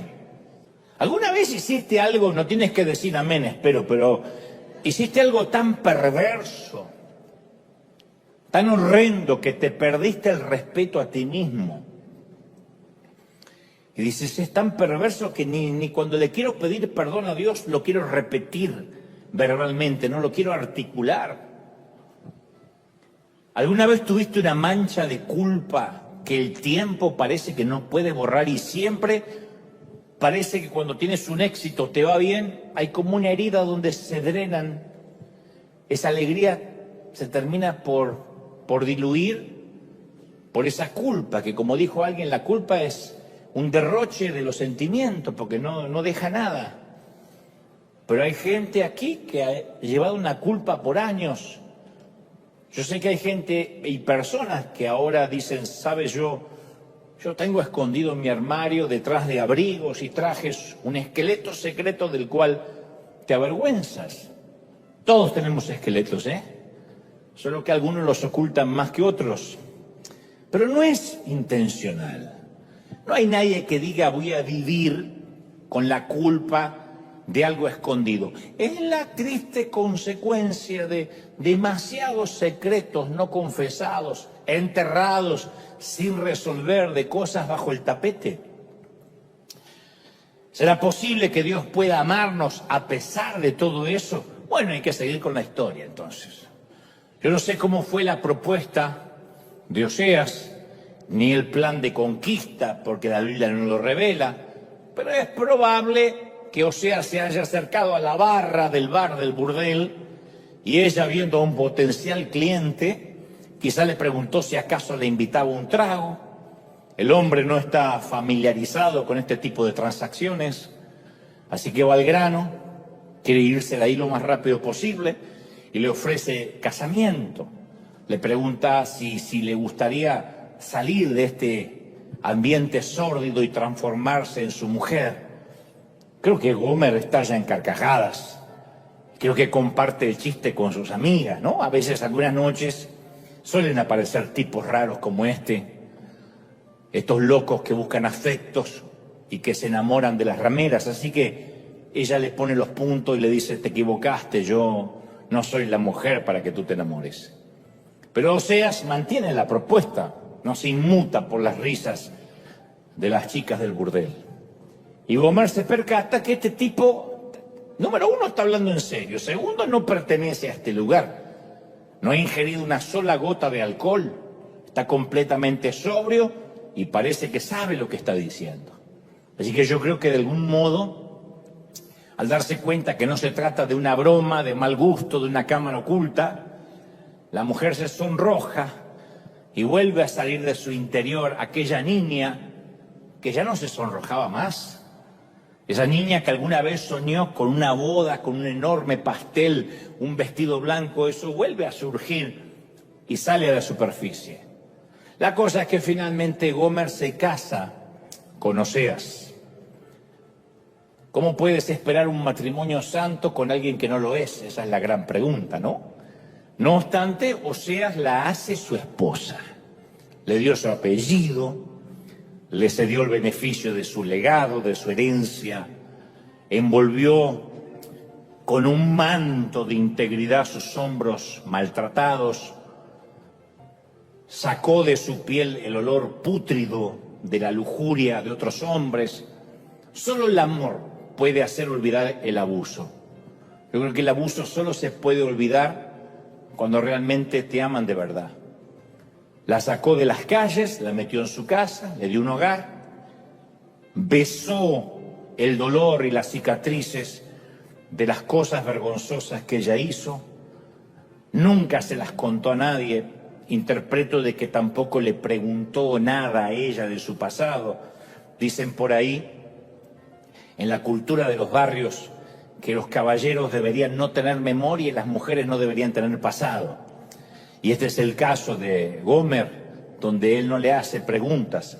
La cambió de lugar, que es todo lo que Dios también hizo por nosotros, que nos cambió de identidad, de barrio, de geografía, de apellido.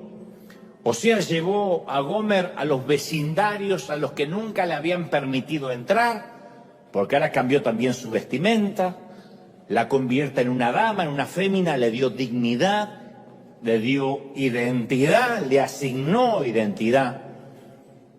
Pero la Biblia narra que algo extraño comienza a suceder. Oseas y Gomer tuvieron hijos, pero la Biblia dice que ninguno se parecía al padre. No hace falta tener mucho discernimiento para entender lo que está pasando, ¿no? La Biblia menciona que eran los hijos de la prostitución. Rara vez un hombre se siente cómodo siendo padres de niños que no son sus hijos legítimos, y menos si fueron concebidos mientras la mujer convivía con él. No sabemos a ciencia cierta si cuando Oseas conoce a Gomer, ella ya tenía los hijos, o si los tuvo después estando con él. Hay de los que opinan lo segundo, hay de los que opinan lo primero, pero Gomer amamantó a esos niños bastardos en la casa de Oseas, como sea. Los alimentaba, los vestía, no se parecían a él. En cambio se parecía a otros tipos del vecindario. Y este es otro de los pecados que compartimos la mayoría antes que sigamos disociándonos de Gomer. Dios es tan bueno que incluso cuida de aquellos vástagos que traemos a casa, pero de los cuales Él no es el padre. ¿Cuántos proyectos concebimos que no nacieron nunca en el corazón de Dios? Y sin embargo, Dios nos amó tanto que nos proveyó el sustento. Hagan memoria, para los que dicen, ay, ahora sí no me identifico con Gomer. ¿Cuántos hijos ilegítimos hemos traído a nuestra vida? Hablo de esos hijos, de esos vástagos, que resultaron de nuestra infidelidad y nuestra falta de enfoque, las cosas que nos mandamos a hacer sin que Dios nos pidiera que la hiciéramos. Y los que piensan, bueno, es que yo no soy un robot que le tengo que preguntar todo a Dios. Yo estoy hablando de aquellas cosas que fuimos a orar diciendo, Señor, sálvame, ayúdame, cuando nunca le preguntamos si era su voluntad que lo emprendamos. Piensan las audacias que nos lanzamos a hacer en la vida sin orar. No hablo necesariamente, que también es una audacia cuando lo hacemos sin orar, de casarte, de cambiar de universidad, de abandonar un trabajo. Hablo de esos proyectos a veces faraónicos que nos metemos, que se parecen más al sueño americano que al designio de Dios. Las veces que empezamos algo, y esto es un patrimonio muy evangélico, excusado en la frase Dios me dijo, y nadie nos puede debatir. Ay, a mí me revienta el Dios me dijo. No porque no crea que Dios pueda decir, sino cuando veo a alguien y dice, Dios me dijo, y ya no le puedes debatir más nada. ¿Qué te dijo Dios, desgraciado? Dios me dijo que no trabaje más. Con esa cara Dios te dijo, y sí. Yo digo siempre que valoro mucho a aquel que dice, mira, tengo una corazonada. Me gustaría irme de esta congregación, por ejemplo, me gustaría salir de este empleo, me gustaría mudarme, creo que bien podría ser un plan de Dios, pero lo estoy orando. Pero aquel que te dice, Dios me dijo, como que Dios le habló en una voz audible, o tuve un sueño, claro, se comió 8 burritos al pastor, se fue a la cama, va a soñar con las suegras y el apocalipsis y la bestia. Piensa en las audacias que hicimos sin que Dios nos diga. Esos son los hijos que nacieron de nuestra carne. Y que Dios sustentó en su misericordia. Porque no tenemos un Dios que nos dice, hiciste esto sin consultarme, ahora vas a pagar. Dios nos sustentó. Yo tengo una lista de cosas que hoy me doy cuenta que no estoy seguro si Dios me haya enviado a hacerlas, pero yo tenía intenciones y Dios me sustentó. Dios sostuvo esos hijos que nacieron por mi falta de enfoque, por mi infidelidad. Muchísima gente ha emprendido cosas, se ha mudado, ha tomado decisiones serias, se ha casado, se ha divorciado, ha tenido hijos, ha dejado de tenerlos, en nombre de Dios. Diciendo, Dios me dijo, Dios me lo mostró, Dios no mostró nada. Es algo que quiso hacer. Porque generalmente cuando Dios nos dice algo, por lo general, es algo que no queremos hacer. Cuando Dios nos manda a hacer algo, cuando un llamado es de Él, por lo general nos da pánico, miedo. Yo no veo, insisto, a Moisés diciendo, desafiar al faraón, me encanta, siempre soñé con eso. O a María, diciendo, sí, quedar embarazada a esta edad, sí, y por el Espíritu Santo, me va a creer todo el barrio, me encanta. Los llamados generalmente no van en la misma dirección que nuestros deseos, son sueños, son deseos, pero no tenemos que apresurarnos diciendo, Dios me dijo, y darle la paternidad, asignar la paternidad a Dios. Dios respaldó algo que Él no nos pidió que hiciéramos. Hablo, insisto, de todas esas decisiones que tomamos que no nacieron en el propósito y en el corazón de Dios. Y después sufrimos y decimos, Señor, ¿por qué lo permitiste? Y Dios dice, ¿yo qué tengo que ver? Te di libre albedrío. Pero Dios está tan enamorado de nosotros que aún así cuida de nuestros errores, nos sigue amando, nos sigue usando, no nos desecha. Fue con ese mismo amor con el que Osea amó a sus hijos ilegítimos. Porque no solo amó a una mujer que sacó de la calle, sino que amó a los hijos de la prostitución, los crió, les dio un hogar, los respaldó. Y si Dios quería tipificar lo que Él hace con nuestras decisiones, ahí está. La cosa es que Oseas envolvió a Gomer en sus brazos, la sostuvo cada noche y ella se acurrucó. Y uno podría ver ese cuadro y piensa, se va a quedar ahí toda la vida. Es lo soñado por una mujer de esta estirpe. Pero tampoco fue lo que Gomer hizo. Dirían en mi casa, piel de pollo. Porque eso es lo que Dios hace por nosotros. Nosotros hemos traicionado su confianza no una vez, decenas, cientos de veces. Y nos hemos visto más de una vez caminando por esas calles de las cuales alguna vez Él nos llamó y nos sacó. Eso es lo que Dios hace cuando a veces creamos nuestro propio infierno y nos quemamos en las llamas de nuestros errores tontos. Él hace lo que otros no harían. Todavía se preocupa por nosotros. La religión dice, ya no vuelvas a pisar la iglesia después de lo que hiciste. Dios no, a pesar de nuestra vergüenza, confusión y el trauma, Él nos ama, Él nos vuelve a buscar. Su gracia nos alcanza otra vez, y otra vez, y otra vez, y otra vez, y otra vez, y otra vez, y el crédito no se agota, y otra vez, y otra vez. ¿Celebramos por eso, sí o no? Cualquier persona diría que no nos merecemos eso, y tiene razón. Pero Él vació sus bolsillos y nos amó tanto que dio el regalo más grande para los pecadores más grandes. Está enamorado de nosotros, aún a pesar de nuestro pasado y de nuestra reincidencia.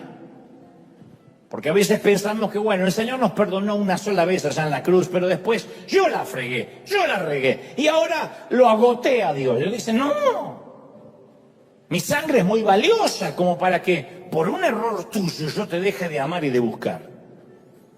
Y una de las cosas que quiero enfatizar es que el protagonista o la protagonista de esta historia no es Gomer.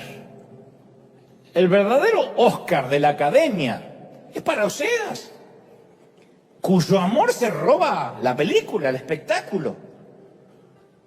Es su amor la que saca a esta mujer del pasado. Es esa clase de amor que solo Dios puede dar. Ahora, cualquier religioso nos va a abandonar en la mesa de esclavos. Que paguemos por la infidelidad, eso hace la religión, paga por lo que hiciste. Cometiste una infidelidad, un abuso, una violación, un aborto y quieres que te felicite, no, paga. Y a un amor tan escandaloso como el de Oseas lo llamarían pecado, les daría asco. Pero es mucha responsabilidad, y lo entiendo, pedirle a un religioso que se encargue de otorgar gracia. ¿Qué va a otorgar gracia si apenas puede dar misericordia? Esa clase de amor, para sacarnos de nuestro pasado, solo Dios la tiene. Una y otra vez, una y otra vez. Y nosotros no entenderíamos la escandalosa gracia si no hubiera historias como esta. Solo Él puede redimirnos de nuestro pasado. Él nos ama más allá de nuestros errores, quita el lodo, los errores y nos ve. Nuestro pecado no nos define para Él. Dios nunca nos llamaría el borracho, la adúltera, la loca, la chismosa, el ladrón. Nunca, nunca. ¿Por qué? Porque yo soy padre y tampoco definiría a un hijo con un adjetivo descalificativo. Nunca le diríamos a nuestro hijo el gordo, el inútil, el torpe, el ladrón, el vago.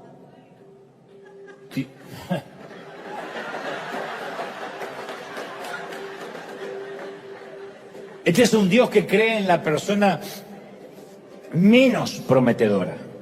Oseas recuperó a su esposa, la llevó a casa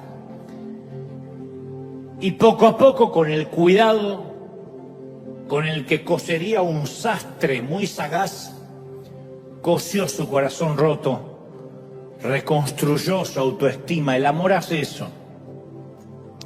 Sanó sus pensamientos, restableció lo que la vida había destruido.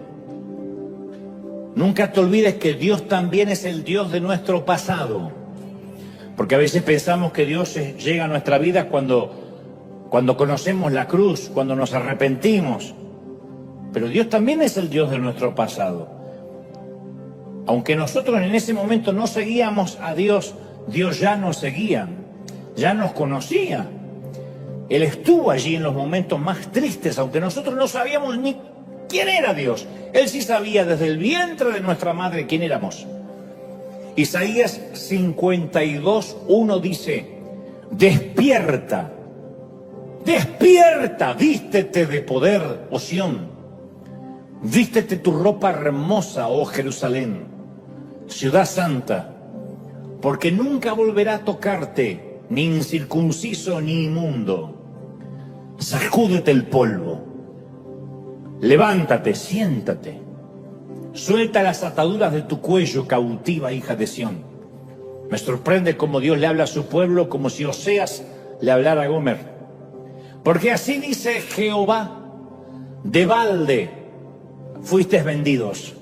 En otras palabras, no debiste haber sido puesta o puesto en la mesa de esclavos. Por tanto, sin dinero seréis rescatados. Y el Señor nos rescató sin dinero, por su sangre exclusivamente. Entonces, hay un día mejor esperándonos. El amor de Dios no se avergüenza de nosotros. Tal vez sí fuimos desechables y nos lo merecíamos. Sin embargo, fuimos amados. Y no podemos ser amados sin ser cambiados. Porque cuando experimentamos amor, desarrollamos belleza. Esto es verdad hasta a nivel físico. Los psicólogos dicen que estar enamorado aumenta los latidos del corazón, hace que el flujo sanguíneo fluya más, la cara brilla, hasta la panza desaparece. El estar enamorados hace que el cerebro segregue dopamina y serotonina, que son dos tipos de transmisores.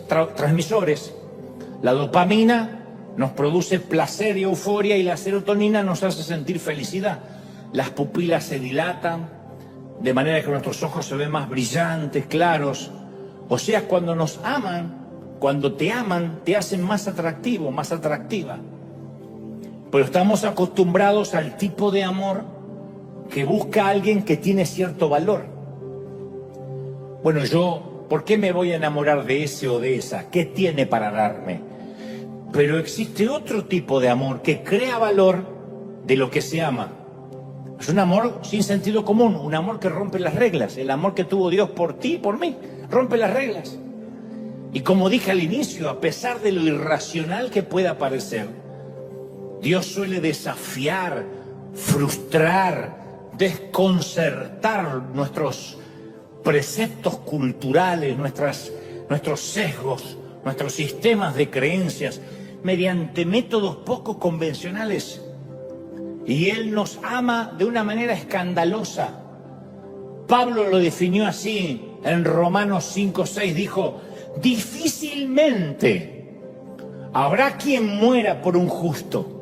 Bueno, dice Pablo después, tal vez aparezca alguien que se atreva a morir por una persona buena, no lo dudo. Pero Dios demuestra su amor por nosotros en esto, en que cuando todavía éramos pecadores, Cristo ya murió por nosotros.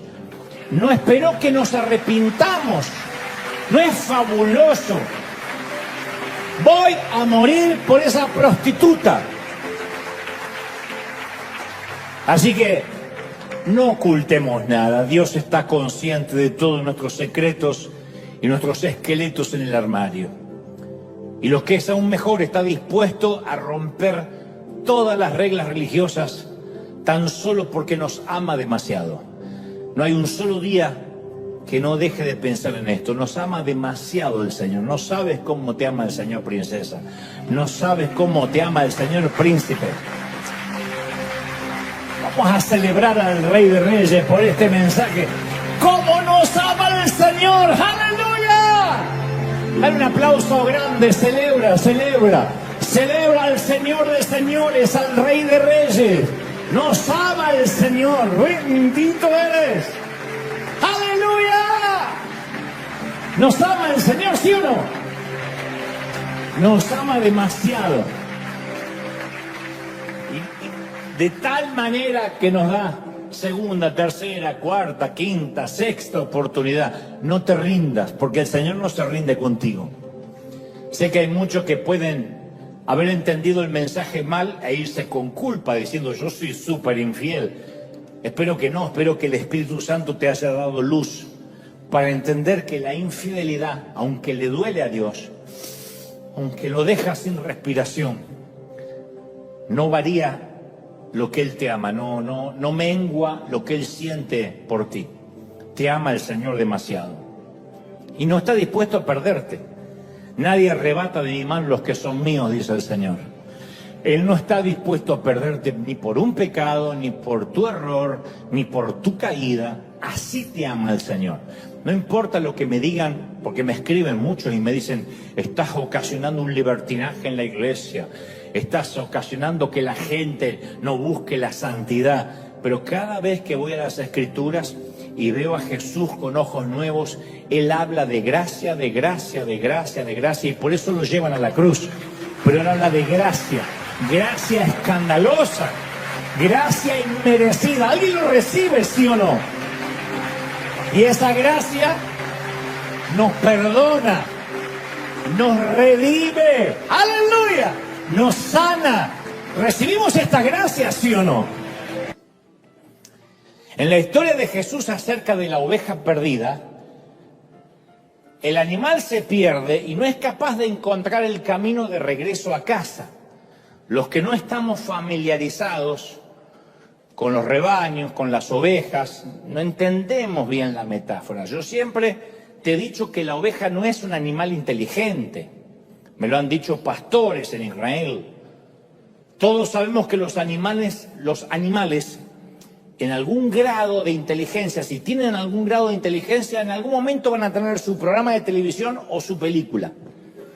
Los delfines tuvieron a Flipper, los monos a Cheetah, los gatos a Garfield, los perros y los caballos han tenido tantos que no se pueden mencionar, y hasta los cerdos tuvieron a un baby, el puerquito valiente. Pero no hay una oveja célebre, porque no hay forma de hacerla actuar, a menos que sea digital. Porque las ovejas son criaturas de costumbre, no son animales con iniciativa. Las ovejas son seguidores. Y si una oveja va para un acantilado, todo el rebaño la sigue y se va cayendo atrás de la otra. Uno cree que en algún momento la oveja que va atrás dice, la oveja Lorena se fue. Creo que va hasta ahí y se cae, Nunca regresó. Y la otra dice, ¿segura? Sí, sí. Y como 40 fueron atrás y también desaparecieron. ¿No deberíamos tomarnos un minuto y considerar el camino antes de que nos lancemos también al vacío? ¡No! Las ovejas solo siguen. Solo piensan, yo las sigo. Me parece una buena idea.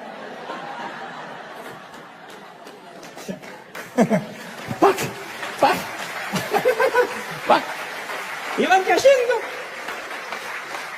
En Israel, un viejo pastor que era nuestro guía nos contaba que cuando una oveja se echa de espaldas, hay que tener mucho cuidado porque queda indefensa. Pero si tiene mucha lana y está gorda, se suele acostar y suele pasar que el centro de gravedad del cuerpo cambia de manera que queda de espalda y las patas ya no tocan el suelo. Queda como las cucarachas cuando quedan dadas vueltas. Entonces es imposible que vuelva a ponerse en pie por sí misma. Entonces, mientras está ahí acostada luchando, en su estómago de rumiante, que se llama el herbario, comienzan a acumularse gases. por la posición. Es como cuando vas en avión.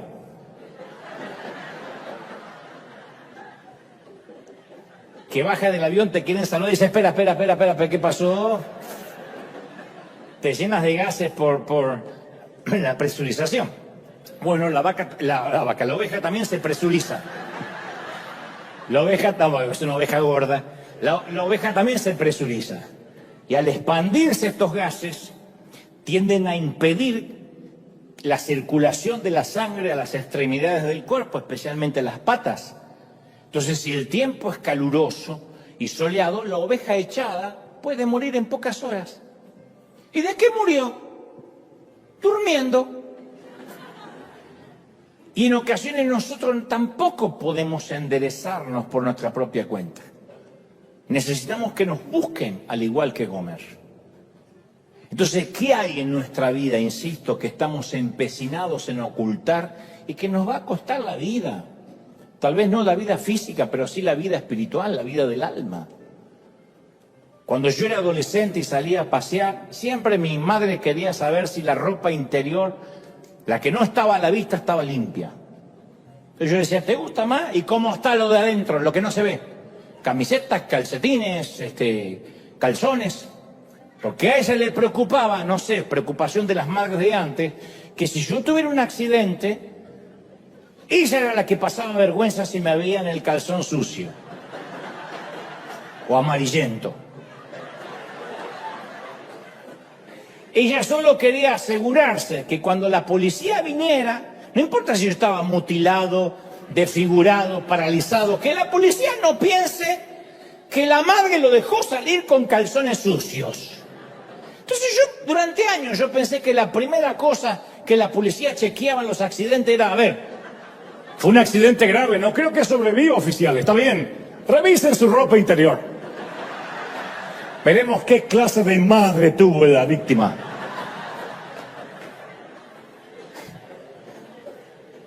Pero Dios siempre va a hurgar en nuestro interior, y no me refiero a nuestra ropa interior, sino a todo aquello que intentamos ocultar. Dios sí hurga. Su amor llega hasta el valle más bajo de nuestra vida. Cuando finalmente Oseas se encuentra a Gomer, ella estaba perdida en el valle más bajo que como la encontró la primera vez. Algún amante furtivo se había cansado de ella y la había puesto en la mesa de esclavos y la estaban subastando como si fuera ganado. La primera vez la encontró cruzando la acera, ahora estaba encadenada. Era un fragmento de lo que esta mujer pudo haber sido. ¿Gomer?, preguntó él. Ella bajó la cabeza por la vergüenza. A veces las personas rotas estamos demasiado avergonzadas como para que nos puedan mirar a los ojos. Y cuando Oseas encontró a Gomer, ella ya no estaba vestida con las ropas finas que él les había comprado. Estaba toda despeinada. Sus uñas estaban descuidadas, no arregladas. Su vestido estaba raído. Su cabello estaba andrajoso. Su piel machacada, sus rodillas desnudas estaban temblando. Y los hombres se mofaban de ella y hablaban de esta mujer con obscenidades. Y el profeta, con el corazón destrozado, no sabía qué hacer y acudió a Dios llorando. Le dijo, Dios, ¿qué hago? Y Dios le dice, Oseas, ¿amas a esta mujer a pesar de todo lo que te ha hecho? Y no una vez, sino por segunda vez. Oseas admitió con la cabeza que la amaba, mientras le caían las lágrimas, y Dios le dice, ¿sabes? Ve y muéstrale tu amor por ella de la misma manera en que yo amo a la nación de Israel. Vuélvele a dar una oportunidad. De manera que Oseas se queda mirando a Gomer mientras la colocan en el banquillo, y para lograr un buen comprador, que era lo que se estilaba, la desnudaron completamente. El subastador la pellizcó, la tocó, la manoseó, mostró lo fuerte que era y comenzó la puja. Alguien ofreció 3 piezas de plata y Oseas subió a 5. Alguien subió la oferta a 8 y Oseas a 10. Otra persona ofreció 11 y él ofreció 12. Entonces Oseas ofreció 15 piezas de plata y una medida de cebada. Cayó el martillo del subastador y Oseas recuperó a su mujer. Estaba dispuesto a gastar todo lo que tenía para comprarla. De hecho, dicen algunos historiadores que posiblemente haya sido todo lo que tenía Oseas. Quedó en quiebra. Porque si este es el simbolismo de lo que Jesús hizo por nosotros, significa que lo dio todo. Él sentía por ella un amor que no lo avergonzaba. Se acercó a ella, la tapó, se la llevó de la mano a su casa. Y a continuación aparece el versículo probablemente más hermoso de toda la Biblia. Al llevársela Oseas consigo le dijo: te quedarás conmigo por el resto de tu vida. No te volverás a prostituir. Nunca más serás de otro hombre. Y lo mismo yo haré contigo. Los hombres se rieron de Oseas. ¿Quién pagaría tanto por tan poco? ¿Quién daría su sangre por alguien que no vale nada? Él la amaba y antes de dejarla ser lo que antes era, antes de dejar que se encadenara de vuelta a su pasado, antes de permitir que la vendieran como esclava para obedecer los caprichos lujuriosos de cualquier viajero extraño, él la redimiría, él la perdonaría y él le daría una segunda oportunidad porque la amaba, la iba a redimir, la iba a redimir.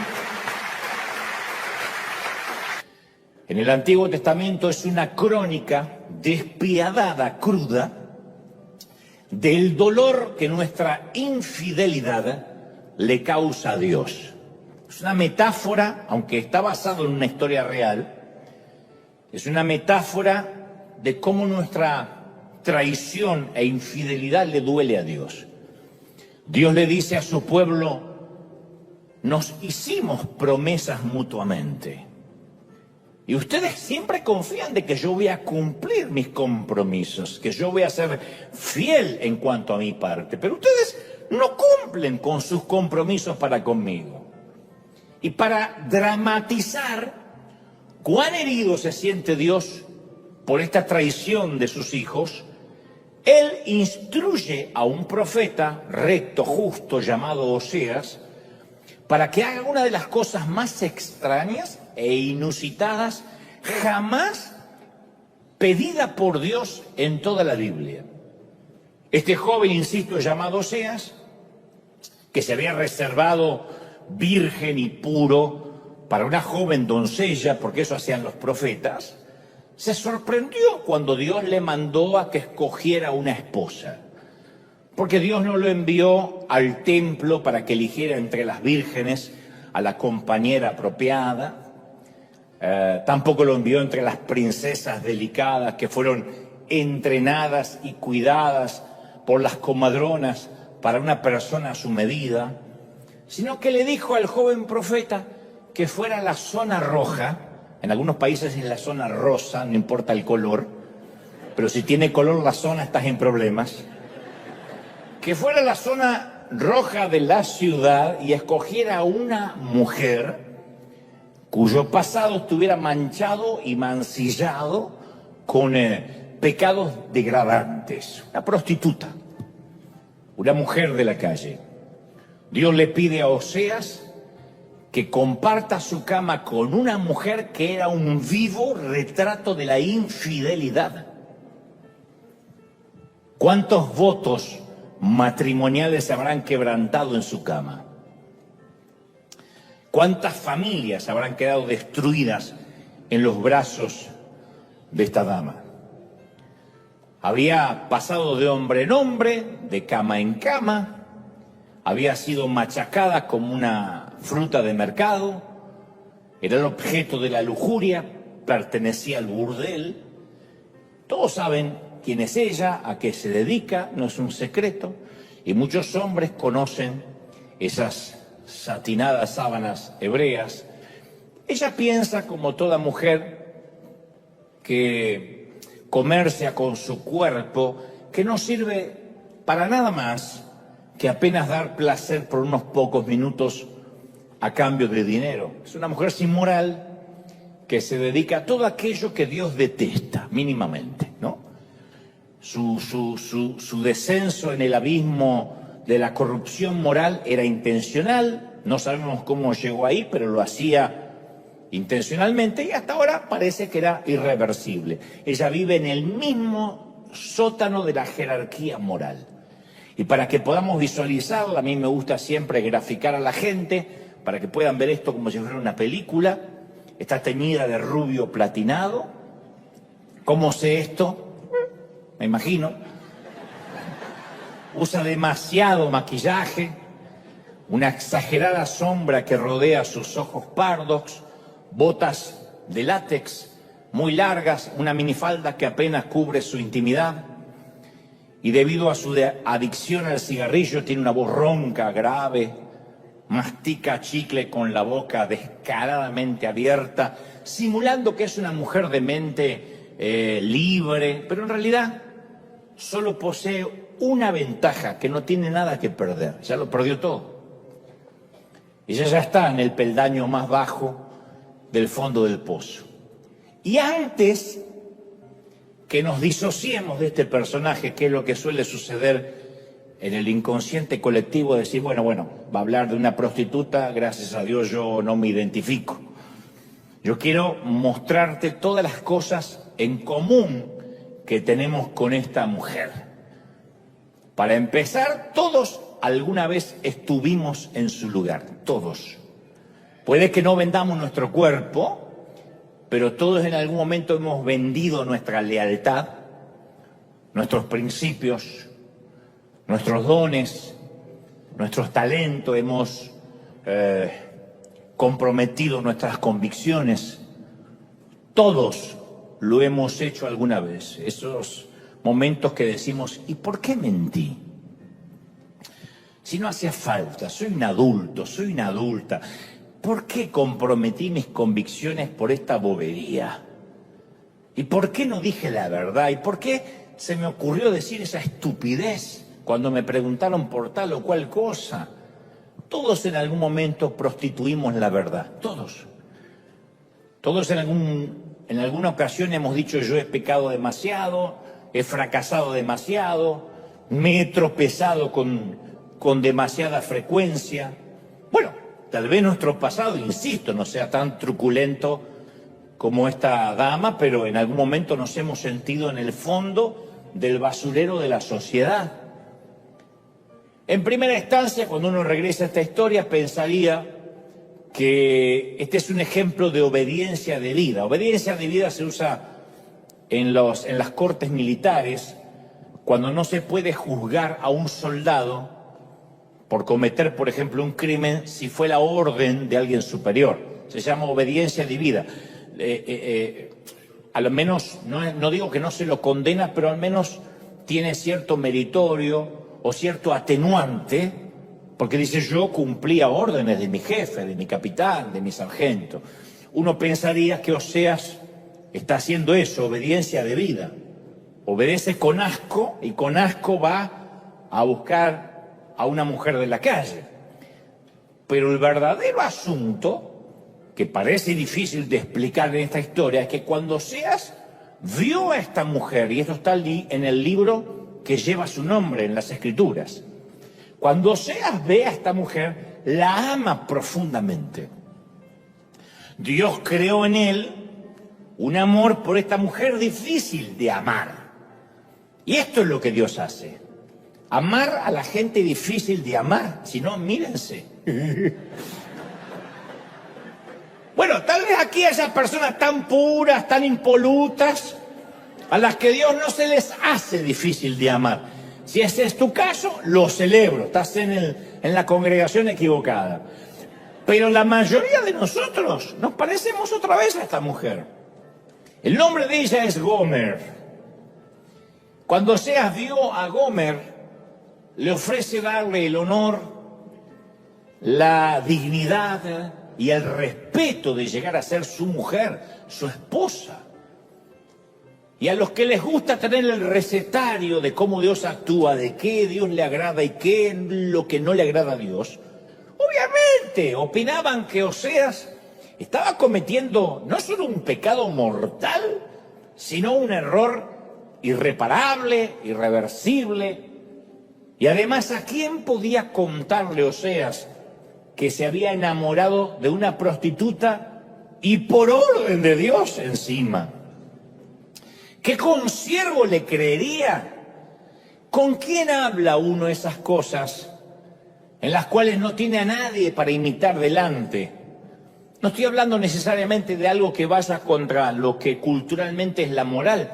Digo, cuando Dios nos envía a hacer algo que no tiene precedentes, que uno no puede platicar con nadie porque es algo que Dios te pidió a ti de manera única y no tienes a quien consultarle y decirle cómo tú hiciste. Oseas no pudo llamar por celular a otro profeta y decirle, cuando Dios te mandó a ti a casarte con una prostituta, ¿cómo lo manejaste en las redes? No tenía a quien consultar. Porque aparte todo hombre sabe que ningún hombre de verdad se enamora de una prostituta. ¿Cómo este hombre va a caminar con dignidad de la mano de esta mujer? No buscas a alguien así, al menos para una relación seria. No fueron a la misma universidad, ni al mismo seminario, ni a la misma escuela dominical. No tenían los mismos valores, no tenían las mismas convicciones, no creían en lo mismo. A ver, ella debía hacer algo con qué jugar, como un gatito juega con el estambre, usada y dejada atrás. Pero cuando él la vio, la amó profundamente. Él vio su potencial, vio su futuro. Dios le presta de algún modo su corazón, la manera en que Dios nos mira a nosotros. Y él, Oseas, se dio a la tarea de desenredarla de ese pasado. Esa es la tarea que todas las almas heridas en algún momento debemos aceptar. Es la tarea de sanarnos más allá de las tragedias, de los infortunios de la vida. Ahora imagina a Oseas en una esquina de la zona roja, mirando a Gomer al otro lado de la acera. Ahí está su futura prometida, exhibiéndose, ofertándose, vendiéndose. Ahí está en la sección de descuentos de la degradación. Y Oseas no la ve como una prostituta, la ve como su esposa. La ve como, es más, la madre de sus hijos. Se enamoró de ella, aunque eran obviamente una pareja dispareja. Eso es yugo desigual por excelencia. Imagínate la opinión evangélica del momento. Fue tendencia en las redes sociales. Apóstata, siempre supimos que iba a mostrar la hilacha. ¿Te imaginas los videitos que editaron donde se lo ve a Oseas merodear la esquina donde trabajaba Gomer? Los memes que hicieron. El título que se viralizó fue: encontramos a Oseas haciendo una propuesta indecente. Pero el amor suele ser poco racional y no siempre resiste el sentido común, y menos si viene por orden intelectual de Dios. El amor intoxica el consciente de la opinión pública. A veces yo conozco a cierta gente y me pregunto, de verdad, no sé si te lo has preguntado, yo me pregunto, ¿de verdad Dios moriste por este tipo? ¿Cómo es que? A ver, cuando tú dijiste de tal manera amó Dios a todo el mundo, no es todo, ¿no es cierto? No incluís, no puedes incluir a este, no manches, no.